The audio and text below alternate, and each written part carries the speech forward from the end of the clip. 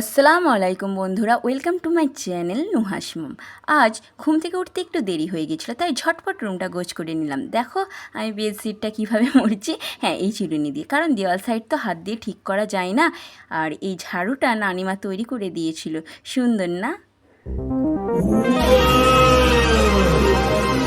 তোমাদেরকে আমার পরিচয়টা দিই, আমি বিলকিস পারভিন। নুহা আমার একটি দুষ্টু মেয়ে, তার নামে এই চ্যানেলটা করেছি।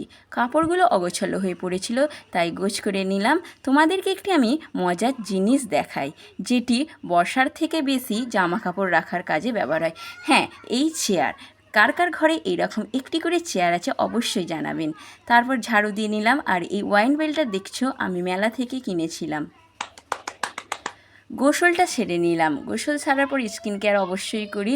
স্কিন কেয়ারের জন্য আমি কি করি আমার আর নুহার তোমাদের পরের ব্লগে অবশ্যই জানাবো। এছাড়াও আমি শর্টস বানাবো, তোমরা আমাকে একটু সাপোর্ট করো। তোমাদের সাপোর্ট করলে আমি একটু গ্রো আপ করতে পারবো। আর এটা আমার নতুন চ্যানেল বা ফার্স্ট ব্লগ বলতে পারো। তোমাদের সাপোর্ট আমার অবশ্যই দরকার।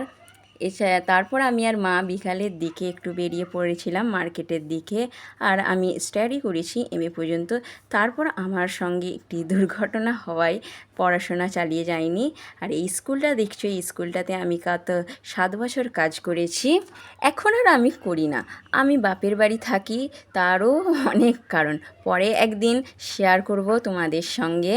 তা অবশেষে আমরা মার্কেটে পৌঁছে গেলাম। এই জুয়েলার্স দোকানে এসেছিলাম। নুহাকে আমার নানিমা মাদার্স ডের দিন উপহার দিয়েছিল। আমার নানিমা নুহার সম্পর্কে বড় মা হবে, উনি দিয়েছিলেন এই গিফটটা। আমার এটি ফার্স্ট ব্লগ, আপনাদের সাপোর্টের দরকার খুব। আপনারা আমাকে সাপোর্ট করবেন। অবশেষে এই ঘড়িটার দোকানে এসেছিলাম। মায়ের হাত ঘড়ির ব্যাটারিটা শেষ হয়ে গিয়েছিল, ব্যাটারিটা আমরা ঝটপট পরিয়ে নিলাম। আর এই উপহারটি কেমন হয়েছে অবশ্যই জানাবেন। এখন এই পর্যন্তই, টাটা বাই বাই, পরের ব্লগে দেখা হচ্ছে।